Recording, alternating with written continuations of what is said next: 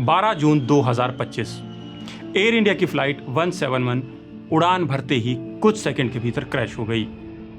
हादसा इतना भीषण था कि 260 लोगों की जान चली गई, लेकिन चमत्कार देखिए, एक यात्री जिंदा बच गया। 1 महीने बाद जो प्राथमिक जांच रिपोर्ट आई उसने कई और सवाल खड़े कर दिए। दोनों इंजनों के फ्यूल स्विच एक के बाद एक कट ऑफ हो गए। कॉकपिट रिकॉर्डिंग के जिस हिस्से को रिपोर्ट में शामिल किया गया उसने शक की सुई पायलटों की तरफ घुमा दी। क्या सच में ये पायलट की गलती थी या पायलट ने जानबूझकर गड़बड़ी की या कि कोई गहरी तकनीकी गड़बड़ी हुई? इसका जवाब फाइनल रिपोर्ट में आने की उम्मीद है। फिलहाल हम बात करेंगे इस हादसे की पूरी टाइमलाइन, संसद में उठे सवाल और एविएशन सिस्टम के हालत की।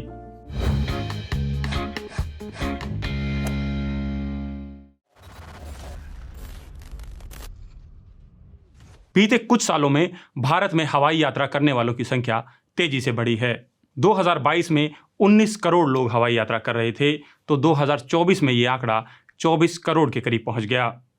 साथ ही हवाई यात्रा में गड़बड़ियों और हादसों की संख्या भी बढ़ गई है। सिर्फ इस साल जुलाई तक 8 बड़ी विमान दुर्घटनाएं हुई हैं, जिनमें 274 लोग मारे गए। इसके अलावा रनवे से विमान का फिसलना, इंजन फेल होना, टर्बुलेंस, अचानक से ऊंचाई खो देने जैसी करीब 20 घटनाएं अब भी जांच के दायरे में हैं। इन सभी की जांच एयरक्राफ्ट एक्सीडेंट इन्वेस्टिगेशन ब्यूरो यानी AAIB करता है और एयर इंडिया फ्लाइट 171 की जांच भी यही कर रहा है। 12 जुलाई को AAIB ने इस हादसे की प्राथमिक जांच रिपोर्ट जारी की। रिपोर्ट बताती है कि विमान के उड़ान भरने के तुरंत बाद दोनों फ्यूल स्विच कंट्रोल एक के बाद एक कट ऑफ हो गए, यानी दोनों इंजन बंद हो गए। कॉकपिट की रिकॉर्डिंग के हवाले से जिक्र है कि एक पायलट को दूसरे से यह कहते सुना गया कि आपने स्विच क्यों कट किया, तो दूसरे का जवाब था उसने ऐसा नहीं किया। बस इतनी ही जानकारी अब तक सामने आई है। इसके आधार पर बहस शुरू हो गई है।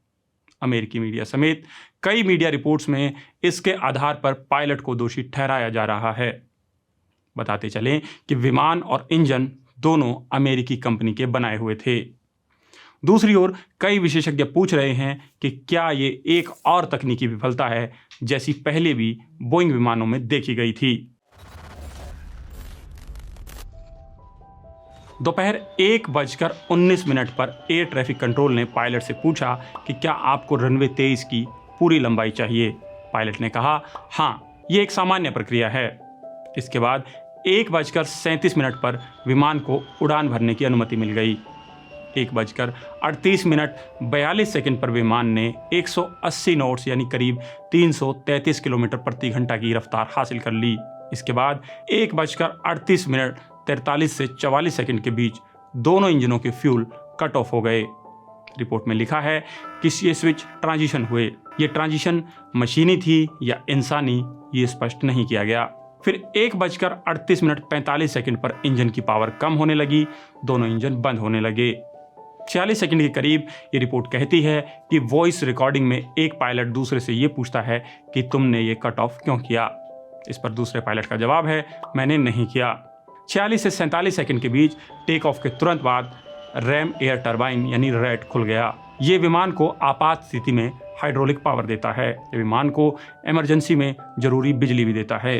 1:38 पर रैट हाइड्रोलिक पावर देने लगा। इंजन के N2 स्तर न्यूनतम से नीचे चले गए। 1:38 के करीब पहले इंजन का फ्यूल स्विच दोबारा चालू किया गया। 54 सेकंड के करीब APU यानी ऑक्सिलरी पावर यूनिट शुरू होने लगी। इसके 2 सेकंड यानी 56 सेकंड के करीब अब इंजन 2 का फ्यूल स्विच भी ऑन किया गया। 1:38 से 59 के बीच दोनों इंजनों में दोबारा ईंधन और इग्निशन की प्रक्रिया शुरू हुई। 1:39 के बाद इंजन 1 की ताकत लौटने लगी, लेकिन इंजन 2 रिकवर नहीं हुआ। इसके 5 सेकंड बाद एक पायलट ने इमरजेंसी कॉल किया, मेडे मेडे मेडे। ATC ने कॉल साइन मांगा, लेकिन कोई जवाब नहीं मिला और 1:39 के करीब विमान नियंत्रण खो चुका था और एयरपोर्ट की सीमा से बाहर क्रैश हो गया। ब्लैक बॉक्स यानी EAFR की रिकॉर्डिंग इसके 1 सेकंड यानी 1:39 पे बंद हुई। हादसे के बाद सरकार थोड़ा जागी, जैसा कि हर बार होता है।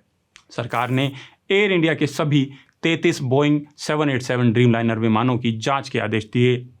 इनमें से 31 की जांच पूरी हो चुकी है, जिनमें से 8 में मामूली खामियां पाई गई, जिन्हें सुधारने के बाद फिर से सेवा में लगाया गया है। इसके अलावा DGCA ने सभी ऑपरेटर्स पर सख्त निगरानी और औचक निरीक्षण शुरू किए हैं। सरकार दावा कर रही है कि हवाई यात्रा को और सुरक्षित बनाने के लिए सभी कदम उठाए जा रहे हैं। सरकारी आंकड़ों के मुताबिक साल 2025 के पहले 5 महीनों यानी मई तक ही कुल 5,706 उड़ानें रद्द की गई हैं। इनमें सबसे ज़्यादा 1989 उड़ानें खराब मौसम के चलते रद्द हुई, जबकि 1920 उड़ानें अन्य कारणों जैसे ग्राउंड स्टाफ की कमी या सुरक्षा अलर्ट के कारण रोकी गई।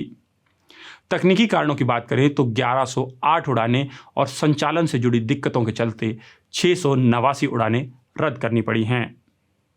एयरलाइनों की बात करें तो इंडिगो ने अकेले 3001 उड़ानें रद्द कर चुकी है, जिसमें मौसम और अन्य तकनीकी वजहें सबसे ज़्यादा रही। एयर इंडिया ने 1073, फ्लाई बिग ने 675, एयरलाइंस एयर ने 389 उड़ानें रद्द की। बाकी एयरलाइंस जैसे Akasa air, fly 91, India one air, spice jet और स्टार एयर ने भी दर्जनों उड़ानें रद्द की हैं। ये आंकड़े बताते हैं कि हवाई यात्रा में तकनीकी देखरेख और संचालन प्रणाली में गंभीर सुधार की जरूरत है। देश के अलावा विदेशों पर भी नजर डालें तो मीडिया रिपोर्ट्स के मुताबिक अकेले जून और जुलाई 2025 में दुनिया भर में आपात लैंडिंग की 1 दर्जन से ज़्यादा घटनाएं सामने आई हैं। और हैरानी की बात यह है कि इनमें ज़्यादातर घटनाएं बोइंग विमानों से जुड़ी हैं।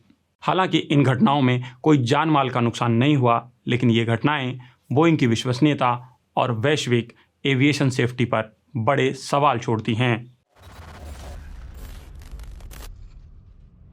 एयर इंडिया हादसे की प्राथमिक रिपोर्ट में कई बुनियादी सवालों के जवाब नहीं हैं, जैसे कि विमान की ऊंचाई कितनी थी, रैट क्यों खुला, फेडेक और APU क्यों सक्रिय हुए, इंजन 1 चला लेकिन इंजन 2 क्यों नहीं चला, क्रैश के बाद भी ELT यानी इमरजेंसी लोकेटर ट्रांसमीटर एक्टिवेट क्यों नहीं हुआ।